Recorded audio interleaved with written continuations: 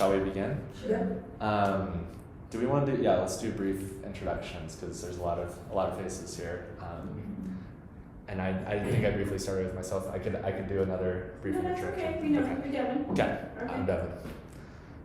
Liz, oh, I didn't. Yeah, Anthony, I'm the director of evangelization here, and I also teach Hebrew. So next language session, if you're interested, come on over.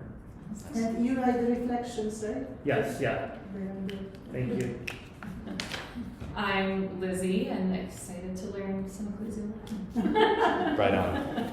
I'm Katrina. Katrina. I'm Mark from Consonants. Elizabeth. Elizabeth. Tom.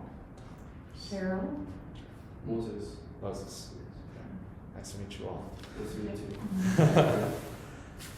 you. So, I gave everybody a couple of handouts. So one of them is an introduction. I did this as well for my Greek class. I tailored this one a little bit to Latin and just to kind of give the introduction is a little bit of a, I guess, sort of philosophy of what I think about language and also some of the things I guess that maybe I'm interested in looking at for our course. And I don't know. It's just a nice little introduction to things. And I say like that languages are human systems of meaning formation, and they're situated in a particular time and culture. And so to actually begin to learn a language, it's not just a series of inputs and outputs. So some people might think of it like a math equation. Because I know the word Lord in English, I can output Dominus, right, in Latin. But it's not exactly the same thing because Dominus would actually mean sort of the head of a household in, Rome, for instance. And then that changes, right, when Christianity arrives on the scene. It's like in Greek, for instance, you have kurios, you have the Kyrie and stuff in the Mass. And so it's Kyrie is going to mean Lord in sir sort of sense. And then in Greek, in terms of somebody who's a head of household who owns slaves, who owns, in that sense, that would be more like a despotes in Greek. So it's there's a lot of different, there's different variety of these things, and the words are situated in, a particular culture, in a particular time, in a particular place. And so I guess that's something I always like to really keep in mind when doing this, is that not only are we learning the language, the inputs, the outputs, but we're also entering into a lot of messiness where things aren't exactly clear in terms of how we translate one thing into another for that matter. So I guess I'll read the specific portion that I wrote for Latin here. So I said while we are looking at how the Latin language works, this is on the first page of the introduction. While we are looking at how the Latin language works, keep these points in mind that are above. When translating, that's basically what I just enumerated to you guys about culture and about language. I say that this is especially poignant because Latin, with respect to Holy Scripture, was used when making the first major translation in church history of the Greek New Testament and the Hebrew/Greek Old Testament, because it was both written in Hebrew but translated in Greek with the Septuagint, which we call the Vulgate. So consider how St. Jerome translated in archein ho logos into in principio erat verbum. Verbum is quite strictly means word or saying, while logos has a myriad more meanings such as logic, reason, argument, and story. So what would verbum convey that logos does not? I think is an important question to consider. And how does Jerome, for instance, know that it is verbum and all these kind of things? And what might looking at the Greek, provide that looking at the Latin doesn't? What might looking at the Latin provide that the Greek doesn't? I think these are important questions to consider. Of course, we will also hopefully get glances at how the church employs Latin in other ways. These range from encyclicals, exhortations, canon law, councils, music, and the liturgy. And in this way, we should consider how Latin is still very much a living language in the church. What challenges does Latin span over the millennia present for us in terms of how its meaning has changed over time, how words have developed, how does its origins in Roman society influence our understanding of the church's use of Latin, and how does the church, has it transformed these things? How does St. Augustine employ Latin, for instance, in an ecclesial way, or St. Jerome? And how does the church in its use of Latin transform the language, basically what I just said there. And I guess like, yeah, so I will also bring up later in this like introduction that my knowledge of Latin is less than Greek, because I didn't get the chance to take Latin in college. So, but the grammatical structures are very similar between the two languages. Greek and Latin are sister languages, and in fact, Latin borrows a lot of its words from Greek. So it actually owes a lot to Greek, and I think I can actually still teach this course because of that. I'm also going to be working with, and this is like the material section on here. This is the textbook that we'll kind of slowly be going through. We won't go through it at a rapid pace, as maybe I had like that kind of sort of anticipation or maybe intention going into it, like, oh my gosh, we're gonna just like blaze through this, but it's like, I also have a life and you guys also have a life, and so things kind of have to like slow down a bit, and I think it's good to take things slow and easy and really start to like try and get the fundamentals down from the get-go with this. So yeah, this will be the main textbook that I'm going through. And yeah, and on that note of also, you know, that I don't have a ton of knowledge of Latin as I do Greek, for instance. This is a very, I think, more so collaborative venture, you know, this group here, that you guys actually might know more than me on a specific subject in Latin, and for you guys to maybe feel comfortable to bring that knowledge to the table on what maybe like a certain word means that you learned from the Latin Mass or learned from priests in the past, because Latin indeed is still a living language of the church, more so than Greek. I also have this other book called Lingua Latina per se illustrata. It's very cool. I'll just be providing it electronically, hopefully through Flocknote, but this is a way to like actually just be reading more Latin, and what it does is it starts out very basic. It's like super easy sentences like Italia in Europa est, like Italy is in Europe, something very simple, you know, and it starts building up into more complex grammatical structures and sentences, so you can be learning more vocabulary as you go along, and also see like how what I am teaching you in class, like actually how it gets kind of to be more applicable, and then and I guess like the goal is like having a command of the language. You can enter into, for instance, the Latin Mass. You can start to, you know, even look at encyclicals, for instance, if you're interested in that, and in the original Latin, and begin to like pick out words and see like how choices of translation might be like affecting meaning in Mass. For instance, like some people they will complain about translations in the church, you know, maybe with like the new Mass, or like, and we see how like in the Creed, for instance, we have like consubstantial, right? That was a translation change from the past, and like, was that a good decision, you know? And I guess I want you guys to be able to have the tools to critically think about that, and to think like, was this a good decision based on my, you know, command of the Latin language? Even if it's like fundamental, you know, like how to go and research and look these things up, and, you know, kind of discover how it all works, I guess. And yeah, so I guess my aim overall is to teach the language at a slow pace, and I'll be publishing materials, you know, the week that we're doing the in-person class. Obviously, I brought these materials here, but also hopefully one time in between, like between now and when we meet again in person. I originally for the Greek class, I was gonna have this with the Latin as well, is that I'd be doing like a little lecture like each week and stuff, but I think that would be a little bit too much for both me and you guys learning. Let's see here.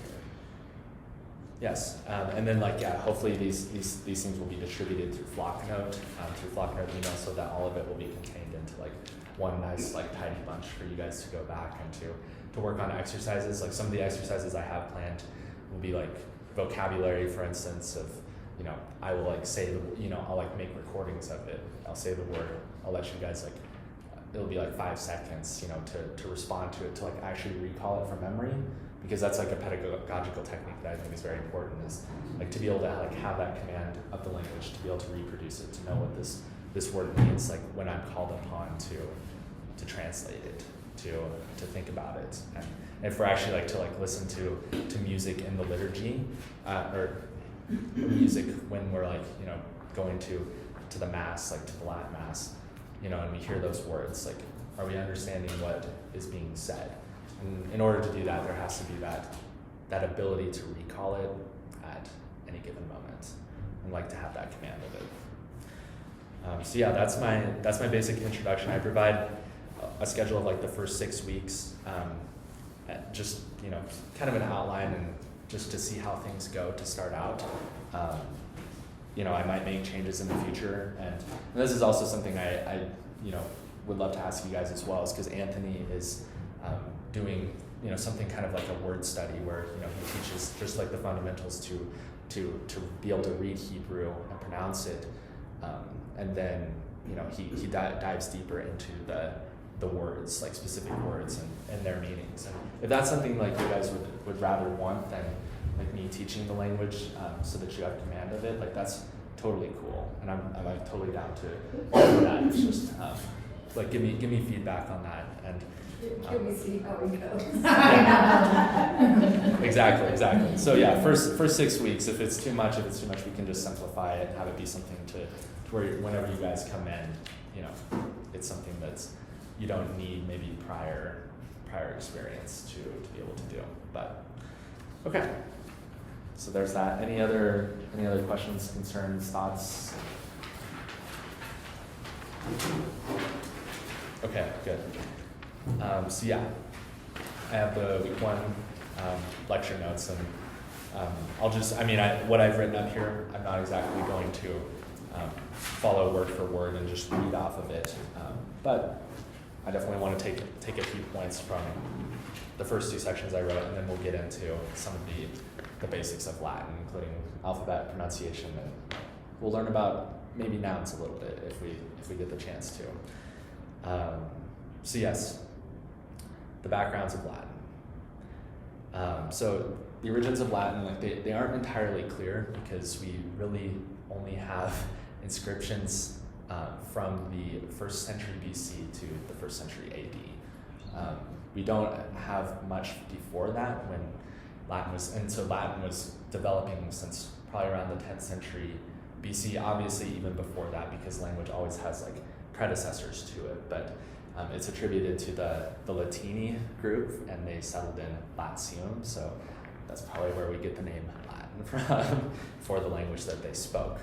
And there's no real written record of the Latin language prior to the 1st century, except in like small inscriptions like from like the 300 BCs, 200 BCs leading up to the 1st century. And then you get this explosion of Latin literature that occurs with figures like Horace, you get Virgil, you get Ovid, however you want to pronounce it. And this is all occurring as Rome goes from being a republic into being an empire.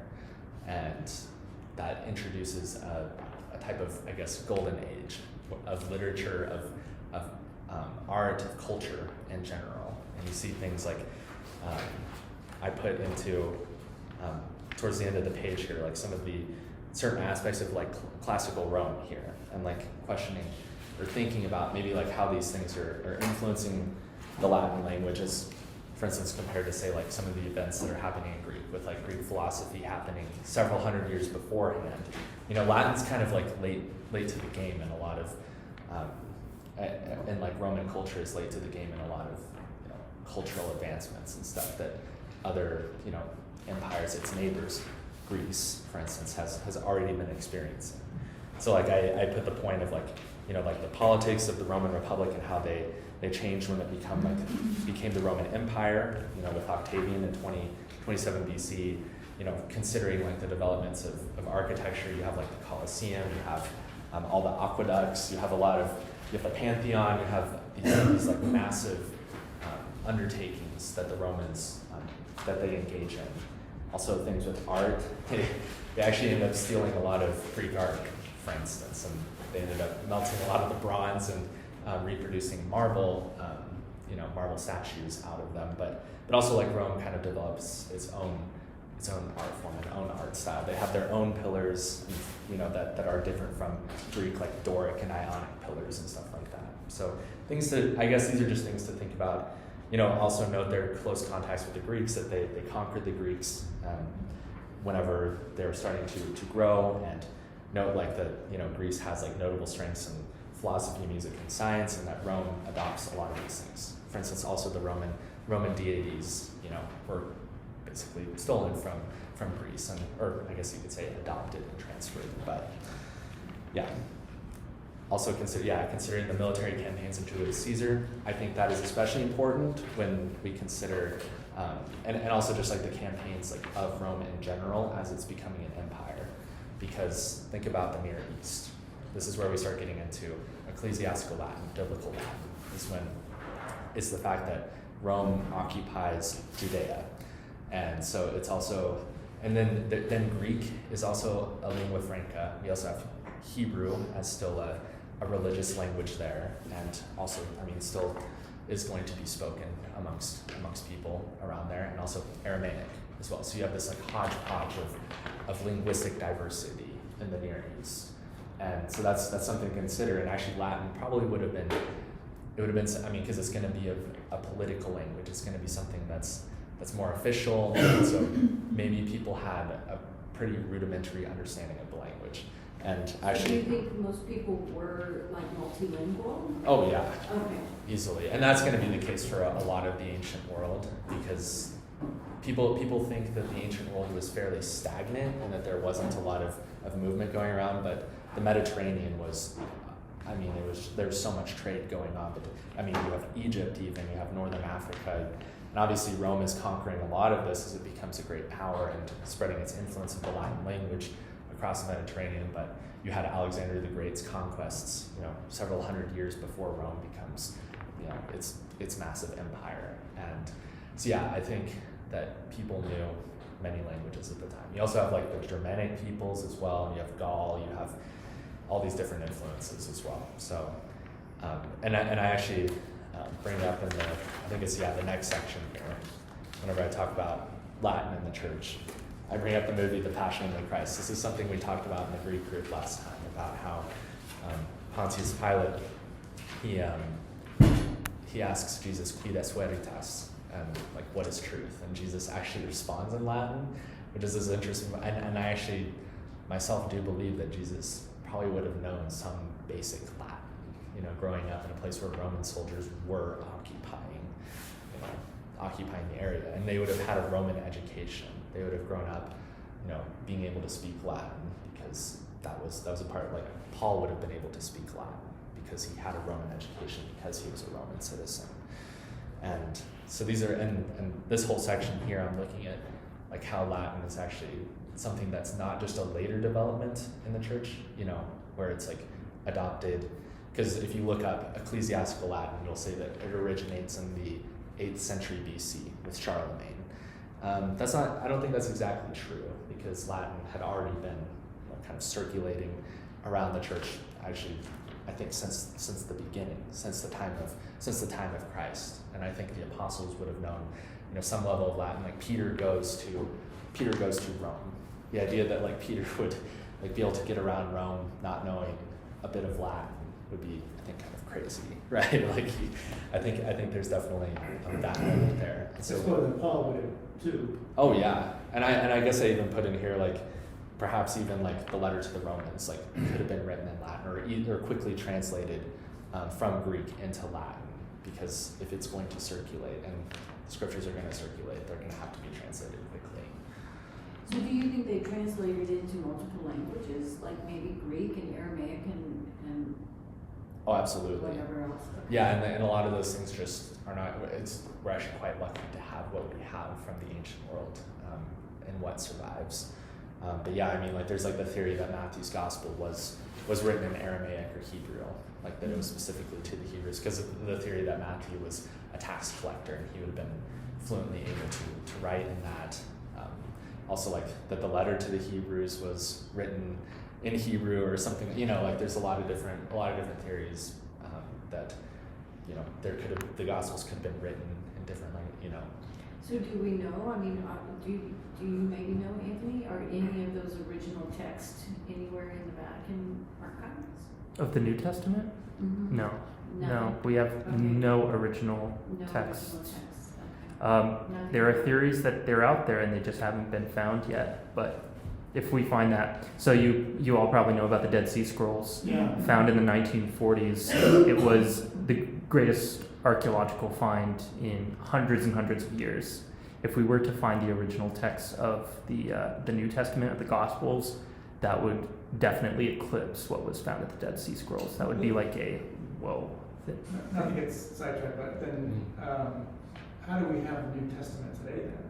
Passed on. So Devin could probably talk Oh. a little bit more about this, but like all the originals, or the oldest text that we have is in Greek. And like you were saying, the fact that Matthew is speaking specifically to a Jewish audience, it seems a bit strange that it would be in Greek and not in Aramaic, for example.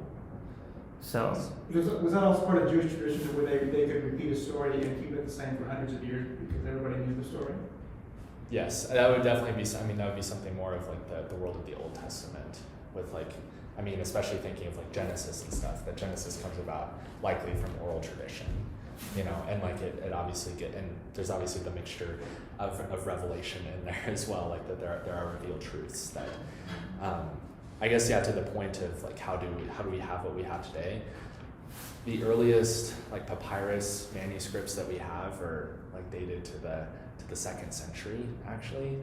So we don't have really anything from the first. There might be maybe a couple like small fragments from the 1st century, but we really don't have anything from then. So what happens usually is, I mean, papyrus it disintegrates easily. It doesn't have a long lifespan, and when compared to like the manuscripts that we were making during the Middle Ages, right, where it's like actually coming from the skin of animals. Yeah, sheepskin. Exactly. Yeah. And so that obviously has a lot longer lifespan than something that's made from reeds that come from Egypt, you know. And but over time, like people, you know, the scribes continued to maintain these papyrus manuscripts enough to, I mean, and that's also the problem too. And actually, a very interesting part I think about learning these languages is that you'll see that there's variations in biblical texts, actually, that we, and you'll see that often in the comments section, you know, at the bottom or the footnotes section in the bottom of your Bibles, that, you know, some ancient authorities had this, some had this, some had this. That's something that, like, actually is really interesting to enter into. Like, if you go into, I think it's John in chapter 4 with the pool at Bethesda, I believe, and there's like, I think verse 4 in there is one that's like removed completely from most Bibles because it's assumed that it was added in later by a scribe at some point to actually explain the purpose of the well, that an angel of the Lord would go and stir the waters so that it would have its healing properties for whoever went into the waters. But that's interesting to consider those things and like to understand that those are things that scholars are contending with. Those are things that the church is contending with when it's trying to understand Holy Scripture. So, yeah. Any other questions on these? These are really good questions. I like thinking about these things in terms of like an overview of the class. Okay. Yeah, I think I talked about most of what I wanted to talk about for an introduction. I think this last paragraph is also good about, you know, Christianity becoming legal in the Roman Empire. You know, we have then the Vulgate that emerges in the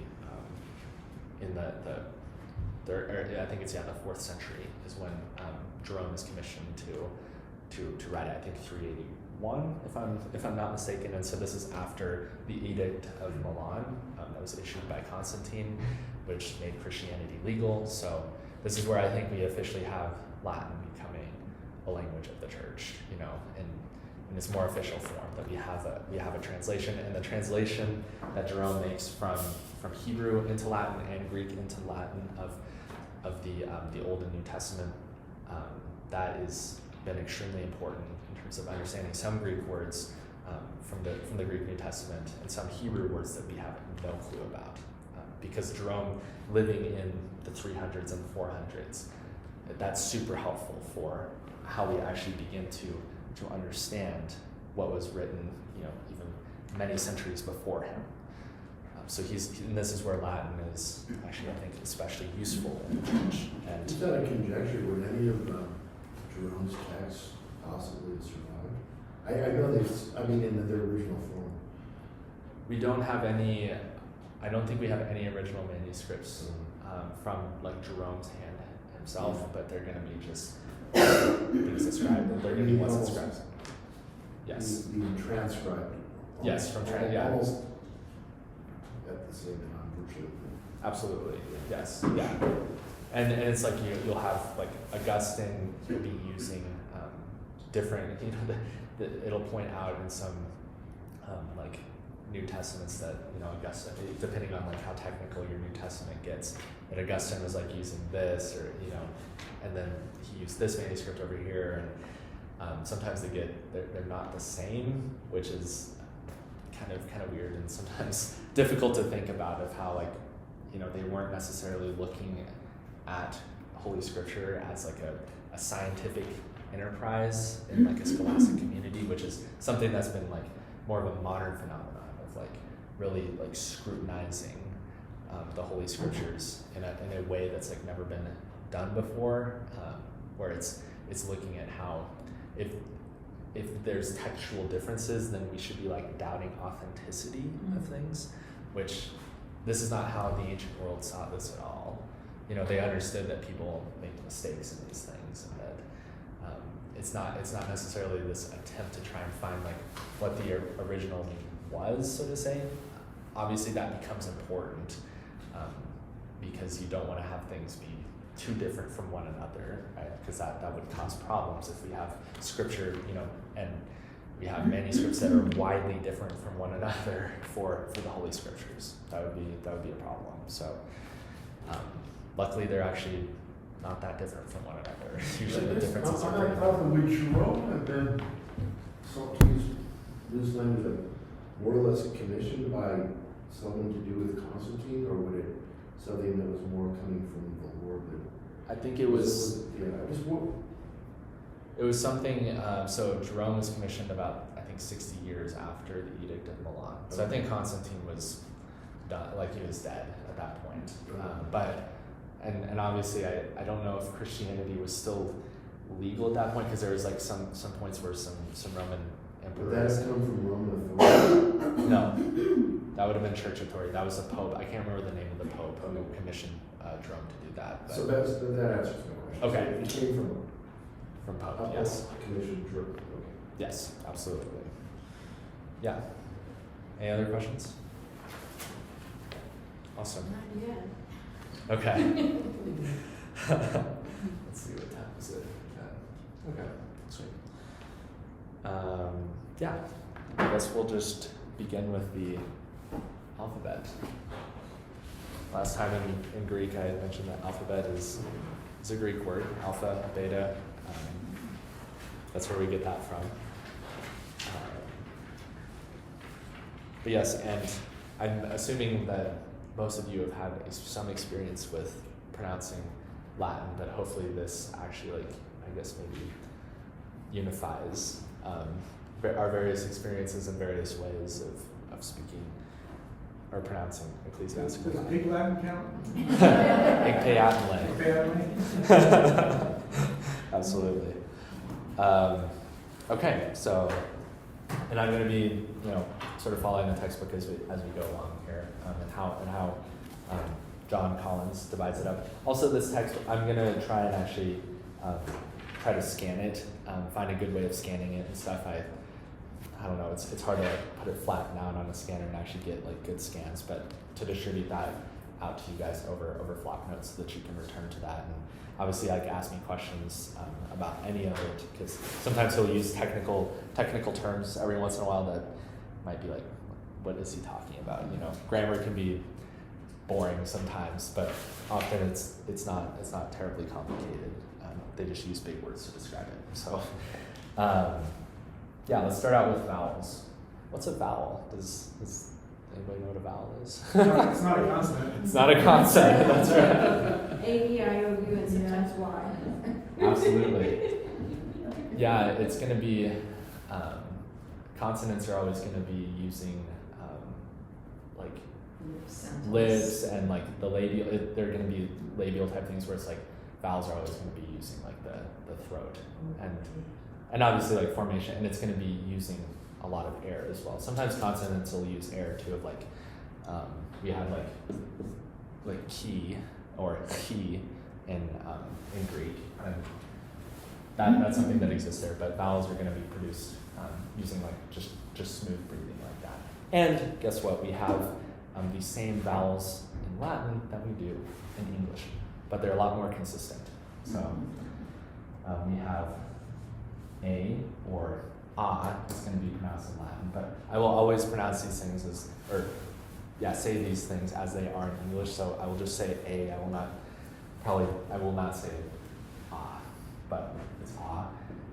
And in what I really like about John Collins' textbook here is that he puts macrons above vowels that are long, because these things actually do have to. So if you look in a Roman missal, for instance, you won't see macrons above any of the vowels that are supposed to be long.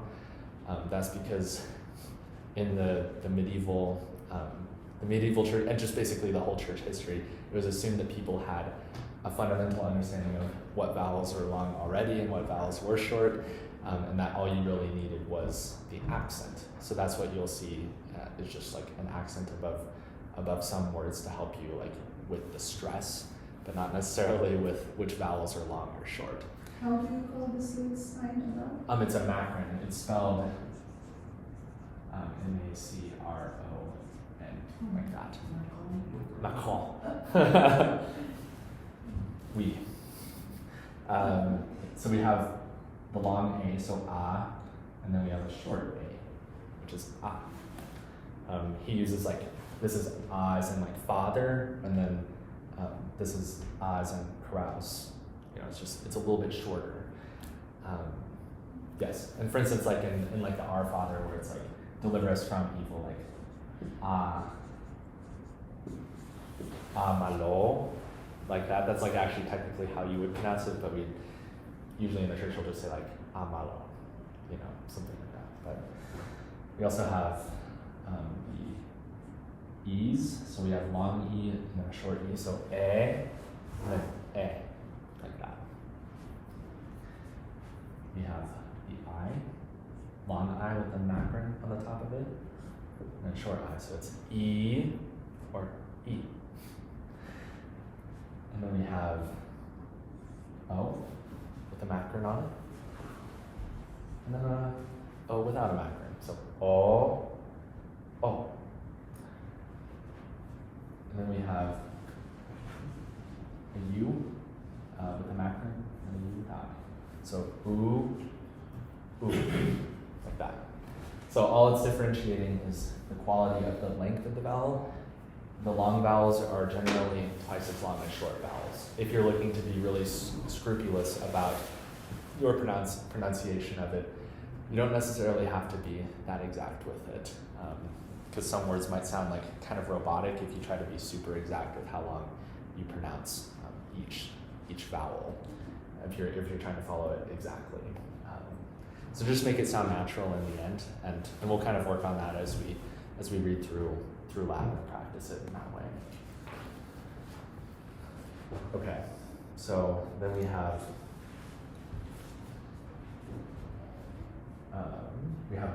diphthongs. So you guys will have known these. So these are combinations of vowels. What does the word diphthong mean? And it looks like this. It's a crazy looking word. So it means two voices, or essentially, like in this case, two vowels that are smashed together. There's only 4 of them in Latin.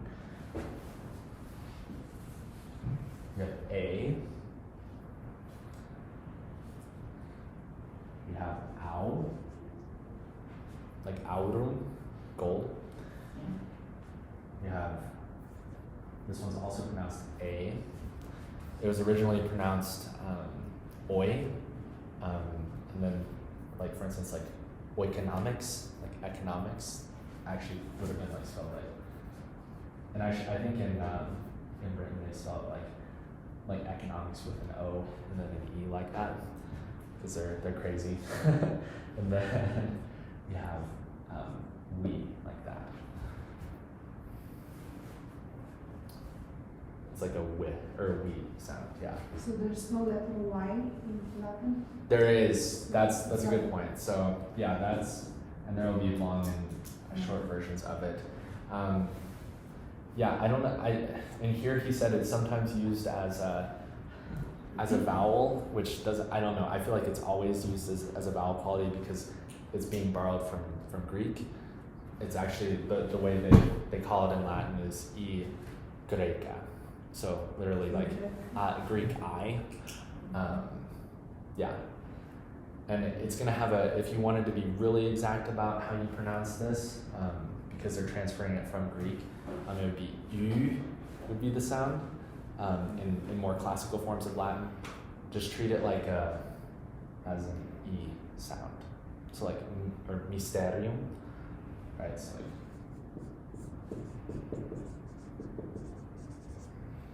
mysterium fide, right? The mystery of faith. Yeah. Any questions on diphthongs as well? There's only 4 of What was them. the pronunciation of the first two? Of these ones? Yeah. So this one's A. And then this one is, so like chelum, right? Or curriculum vitae, right? Yep. V-I-T-A-E. Vitae, perfect. Yes. That would be like the, curriculum vitae. Yeah, C. yes. Yeah, the curriculum of life, I guess specifically. Okay. All right, I'll move on to consonants real quick. And then we can maybe like practice on a few Latin words and stuff. Just like get them down. Okay, so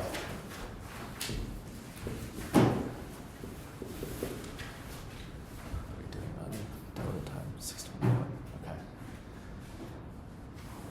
We'll probably just go through the alphabet then. Okay.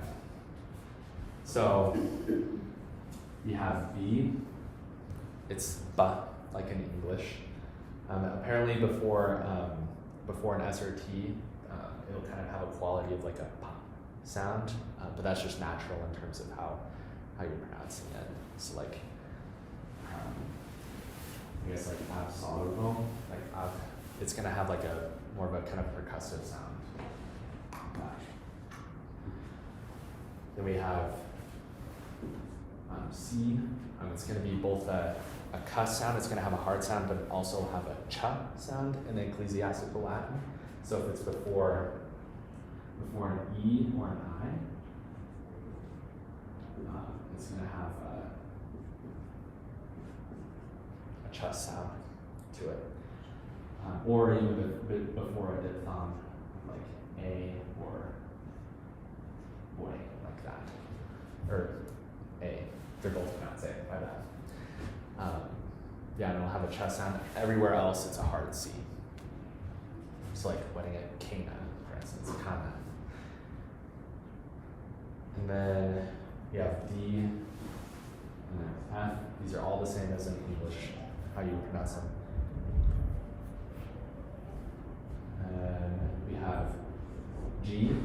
It's going to follow a similar pattern to C, whereas before an E or an I or an A or another A or an A, it's going to have a sort of a soft G sound, so it'll be like virgin, ja, that sort of sound. And then before anything else, it's going to have a harder sound, like a ga instead of a ja. And then we have H, as in it is pronounced with with a hard breathing in Latin. But it's kind of a soft sound, so just keep that in mind. That it's like, yeah, there's still air that's like exhaled when you say an H, like ora, but it's like it's subtle, I guess. And then we have J. This is actually this letter is representing I at the beginning of words that start with a vowel, I guess. So if it's like Jesus, right? Actually, I think it's Jesus with a long E there. If you actually did it in like maybe more like classical Latin forms, it would actually be like Jesus with an I like that. So that's what the J is kind of representing like that. If it's in the middle of a word, does it have that j sound, or does it always have the I sound? It always has the ya sound, the I sound. Yep. And I guess if you think about it, it's like if it's a I followed by a vowel, it's gonna be like ye or ya, like it's always gonna have that sort of ya sound to it. On the crucifix, they put INRI, I-N-R-I. Mhm. Okay, yeah, that one stands, so that's Jesus Yep. Nazarenus Rex Judeorum, like that. And so yeah, that's where you're gonna get the two I's there. But then that's not ecclesiastical Latin, that's, what is that, traditional Latin? That would be classical Latin. Classical Latin. From what was actually written on the cross, that would have been what it, So it would have been an I? yes. So what's IHS then? Asus. It's the first three letters No, of, Greek. Of his Greek, name. yeah. That's what it is. We see it on. Okay. Oh yeah, there's like some really, that'll maybe be something I do in the Greek Okay. classes or something. Yeah, go ahead. Those macrons, Yes. those vowels, are they official letters of the alphabet, or this is only for the sake of how we pronounce them? They are official letters of the Okay. alphabet. I don't remember seeing them in those things. Yeah, so they're not in ecclesiastical Latin Right. texts because the assumption is you already, like if you were learning Latin anytime before the modern era and you were like in like the higher education systems, that you would have like known these. Like the assumption that is that there were pretty high expectations back in the day for this kind of stuff. The reason these are important is that they do distinguish words. So like actually like a long vowel and some words will, and if the words look the same and sound the same and they're pronounced the same, but they have like a difference in vowel length, they'll actually be different words in that case. And so like these are actually important, I think, for people learning Latin, so that you can like know the different differentiations like between like certain words that might look the same when you see them without macrons. And then go through a few more. So we have L, M, and P. These are all the same as in English. We have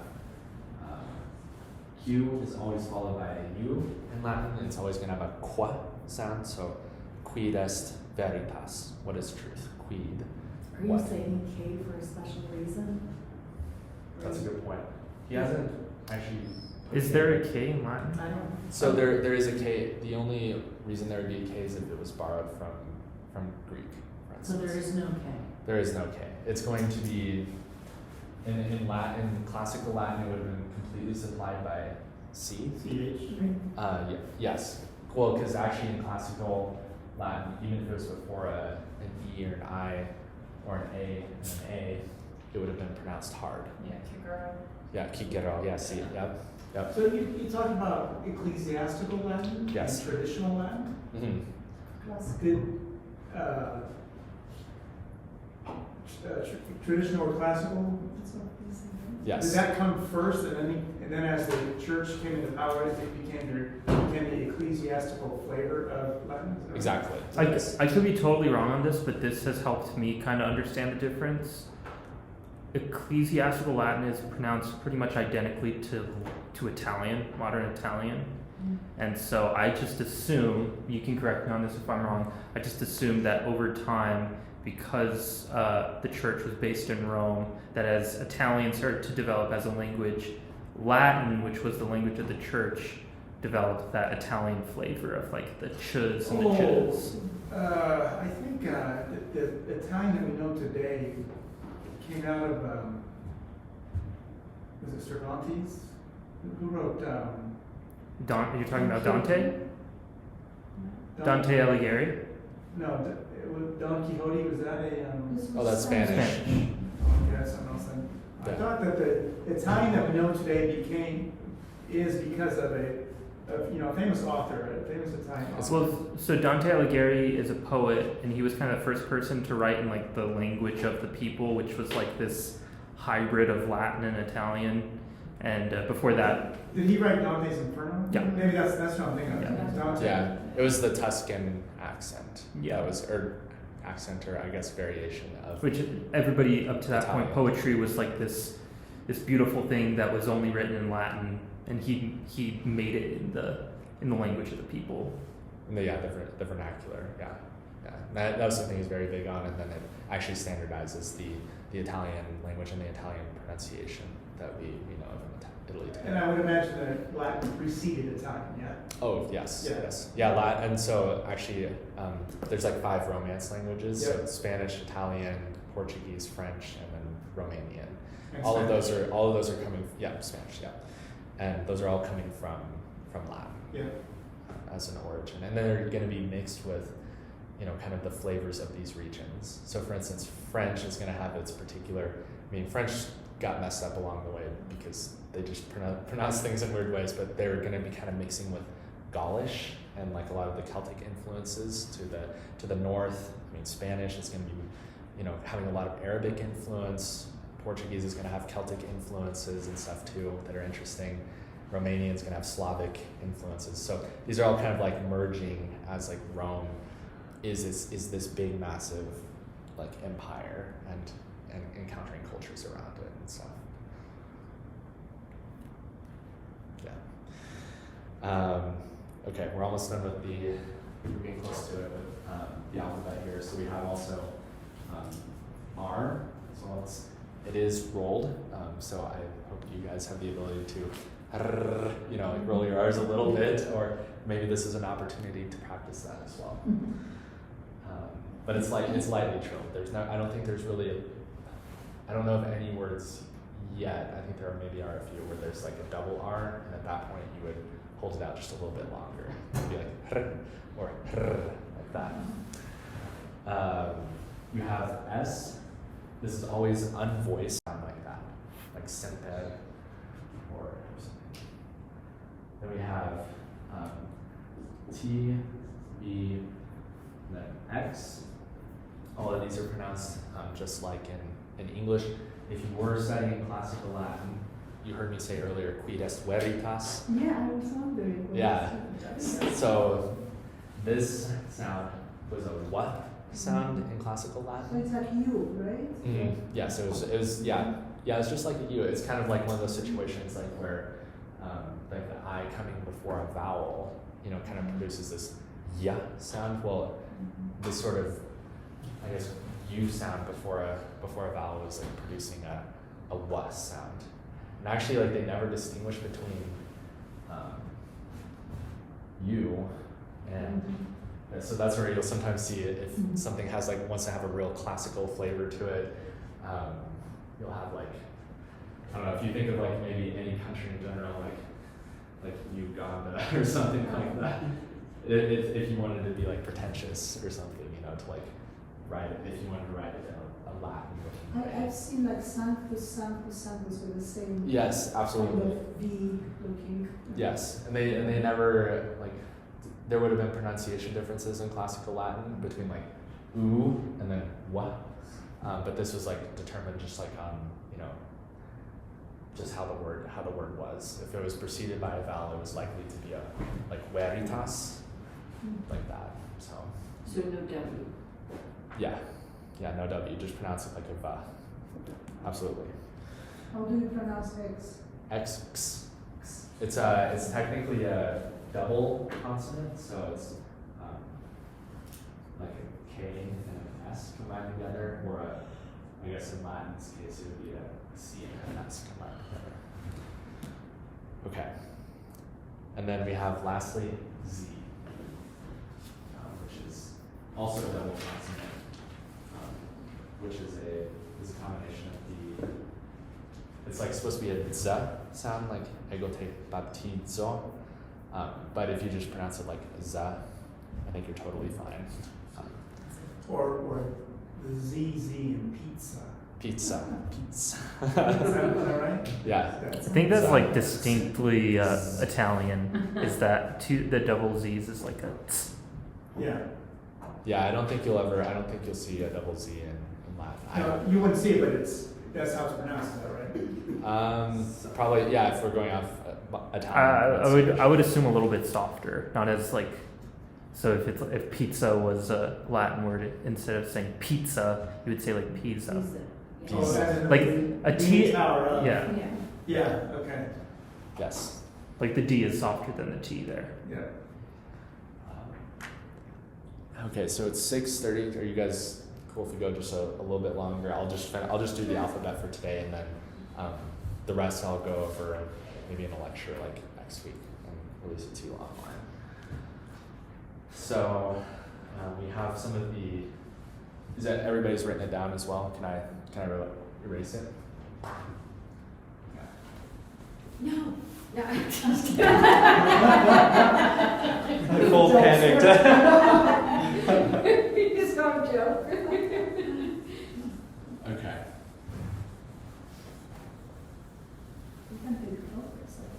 We should, yeah. Okay. So we have kind of like some of the sort of exception letters that make, or not letters, but letter combinations that make Ecclesiastical Latin a bit more unique, I guess. So we have the G in. So the most famous example is Agnus, yes, Agnus Dei, Lamb of God. So it's going to be it'll look like this in like the IPA, like National Pronunciation. I think it'll look like that whenever they're trying to describe the pronunciation. It's like canyon. Yeah. Like that. Or an inye in Latin, sort of like a nye, but not quite that. So Agnus. And then we have SC. So before an E or I, and let me see if you also, before an E or an I is pronounced like shut. It's like the typical SH in English. And then, let's see, he talks about U. Where am I there? Okay, so then we have X and Z are two consonants. I already explained that earlier, of how X is like X, and then Z is technically a Z, like that with a D and a Z. But we also have T, I, and whatever, especially T, I, and then followed by another vowel. So this would be like ratio, like that. Yeah, so it produces a. It's like adding an S between the T and the I, right? Yeah, a TS sound, a ts, like that. And then whatever vowel follows it. You won't have it though when it's preceded by